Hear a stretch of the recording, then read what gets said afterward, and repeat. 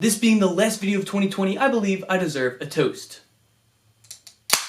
Cheers to that. Welcome back to yet another installment of So You're Interested In, the show where I break down an artist's discography in order to give you, the viewer, the best possible jumping off point in order to get into their catalog. This week we are going to explore the eclectic world of Softkill. Forming in San Diego and eventually moving up to Portland, this post-punk outfit takes the sounds of groups like Joy Division and brings them into the modern era. Their cold, atmospheric sound mixed with their depressing lyrics make them a great listen for these lonely COVID times. With a handful of albums and singles, Softkill's output does not seem to be slowing down anytime soon. As always, I will be suggesting 2 albums and 3 individual tracks that I think you should be listening to if you want to get into Softkill. As is tradition, the albums come first.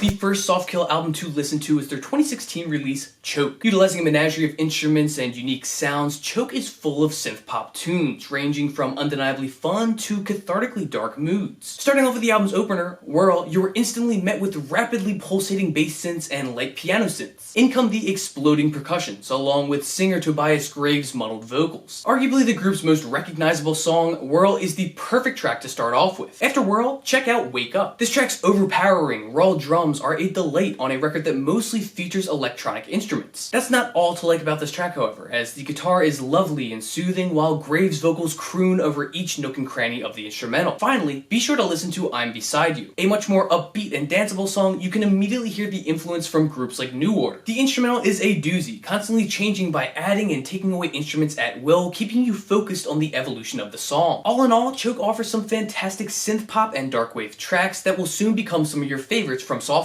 The next album from Softkill to check out is their latest release, Dead Kids R.I.p City. Dead Kids R.I.p City runs the gamut in terms of Softkill's sonic scope, trying their hand in different genre stylings while still being deeply rooted in their synth-based ways. The first track to pay attention to is Floodgate featuring Tamarind. The first thing you'll notice is the blurry bass that underlines this track like a fuzzy carpet under your feet. The wobbling guitar and vocals from both Grave and Tamarind mixed together in such a stunning way. Next up is Pretty Face, which is easily the most pop-feeling track on this record. The instrumental is much faster than Floodgates, with Graves' vocals guiding the song. The guitar and bass trading back and forth is such a wonderful addition, while the climactic ending will make you feel like you just finished watching a coming-of-age film. Then, be sure to listen to Oil Burner. Talk about the complete opposite of Pretty Face. Oil Burner is over 8 minutes of slow-moving shoegaze, with more distortion than you'll know what to do with. Simply put, it is drugged out from start till finish, so I definitely recommend Oil Burner. Dead Kids R.I.p City takes some risks, as Softkill tried to expand their sound, but it is still a really great album for new listeners. And now, we transition into the tracks.